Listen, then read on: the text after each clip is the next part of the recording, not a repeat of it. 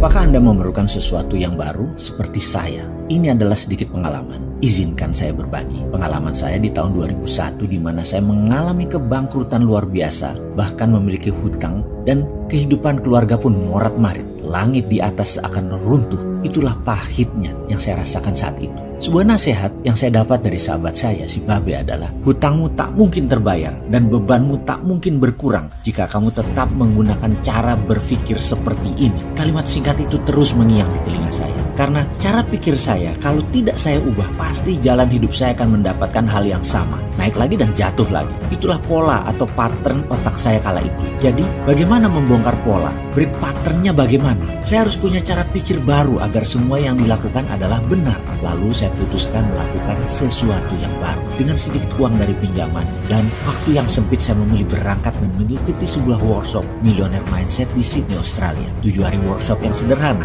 namun sangat esensial menurut saya loh ya. Memberikan saya semua jawaban yang saya cari. Dan tahukah Anda sahabat semua, hanya dalam 2 tahun semua berbalik, dan setelah saya melihat sesuatu dengan cara pandang baru, semuanya menjadi lebih indah. Semuanya menjadi cepat dan menjadi makmur itu mudah. Sekali lagi, karena saya bukan menggunakan cara pandang saya yang dulu. Semuanya sangat cepat berbalik menjadi lebih baik. Hutang saya pun lunas dan kehidupan semua menjadi mudah. Saya syukuri pengalaman tersebut hingga saat ini. Yang menarik, ternyata semuanya sangat mudah, semudah membalik tangan. Sungguh, Anda pun akan terkaget-kaget karena masalah Anda akan terselesaikan. Masalah yang di pikiran Anda itu semua yang kotor-kotor menjadi bersih. Masalah di hati menjadi hilang. Bersiap-siaplah untuk terkejut karena menjadi makmur ternyata mudah. Inilah arti perubahan mindset untuk saya. Dan kini juga hadir untuk Anda dalam bentuk video narasi. Ada 38 video sadar kaya advance menggunakan teknik subliminal pemrograman yang dibuat dengan sangat teliti dan sangat detail. Plus bonus 50 video geostrategi. Untuk Anda sahabat semua, selamat menyaksikan.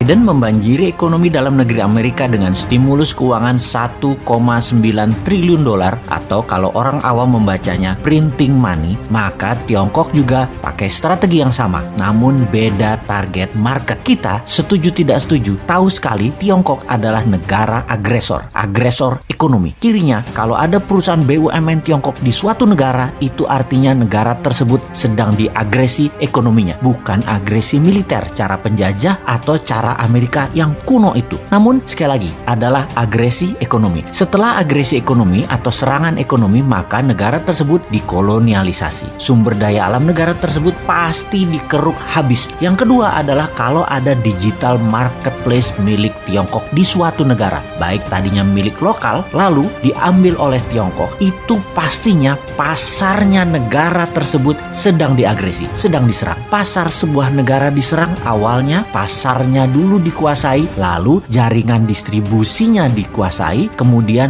jaringan produk Tiongkok masuk. Kemudian ketika sistem pembayaran non-tunai asing masuk atau pembayaran non-tunai milik lokal kemudian dicaplok Tiongkok langsung atau tidak langsung, ini artinya sistem keuangan negara tersebut sedang diagresi. Semua ini terbungkus rapih dengan propaganda manisnya nanti ekonomi suatu negara tersebut jika bergabung dengan Tiongkok nantinya akan indah. Itu janjinya mereka, itu persepsi yang diberikan oleh mereka. Tapi nanti negara tadi suatu hari mereka jadi tua. Nanti negara yang diagresi tadi jadi kurus. Negara yang dikoloni jadi jelek, tak terawat karena nggak ada biaya maintenance, nggak ada biaya krim malam, nggak ada biaya sunblock, nggak ada biaya PRP, nggak dikrimbat rambutnya, nggak dipilates bodinya, nggak dikasih makan sehat tubuhnya. Begitu tua, jelek, penyakitan, pindahlah Tiongkok tadi cari bini baru. Sama, nggak bakal dirawat juga mereka. Ya dipakai terus aja sampai kering. Sedulur, perlukah kita urai apa sih yang negara tersebut atau negara selir-selir Tiongkok itu dikerjainnya? Juga ada pertanyaan, kok banyak sih negara mau jadi selirnya dan harus melayani kaisar Tiongkok tersebut? Strategi ekonominya ya sama seperti informasi di awal, dengan printing money. Itulah mengapa kita katakan berkali-kali, siapa negara yang pakai MMT? Ya hanya Tiongkok dan Amerika. Negara lain pakai teori ekonominya Adam Smith, pakai John Maynard Keynes, pakai ilmu-ilmu itu dah. Lalu bagaimana cara agar setelah SD PDA sebuah negara sudah di tangan,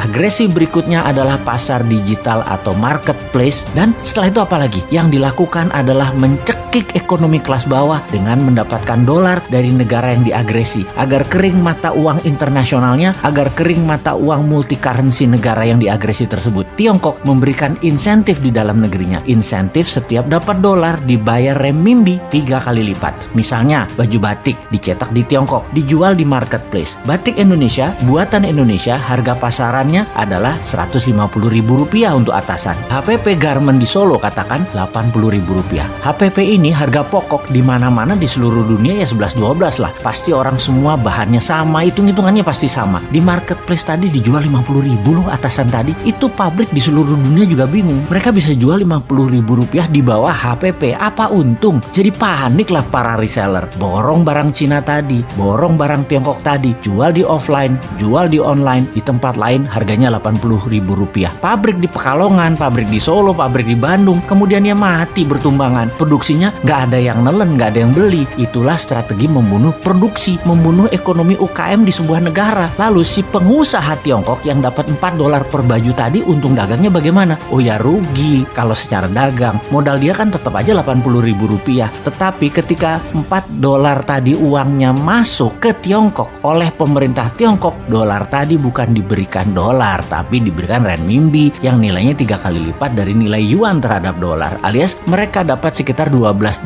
atau Rp150.000. Jadi modal tetap Rp80.000, jual dapat Rp150.000 karena dolarnya dikali 3 kan terhadap renminbi. Ya untung juga pedagangnya. Di sini dolar masuk Tiongkok dan renminbi dicetak aja, kasih ke rakyatnya sendiri. Toh untuk sektor produksi, Tiongkok print money renminbi 3 kali lipat transaksi dolar masuk ke Tiongkok. Itu kuncinya. Disinilah pedagang untung. Underlying printing renminbinya ada 2. 1, dolar yang nilainya sepertiga, sisanya manufaktur Tiongkok, sektor produktif, nggak bakal inflasi. Itulah teori MMT. Dengan satu strategi printing money, Tiongkok dapat dolar, Tiongkok dapat meningkatkan produksi, Tiongkok mematikan UKM negara koloninya, dan bisnis Tiongkok terus menyedot wilayah-wilayah lainnya lagi. Simpel kan bernegaranya mereka? Kok beginian aja nggak bisa ditiru sih? Tempe bener. Nyampe nggak sih ilmu beginian ke pejabat ekonomi dan keuangan negara? Oke lah, sing sabar ya kaum new mind. Kita nonton aja old mind mainin negara. Walau nggak enak nontonnya, agak wagu,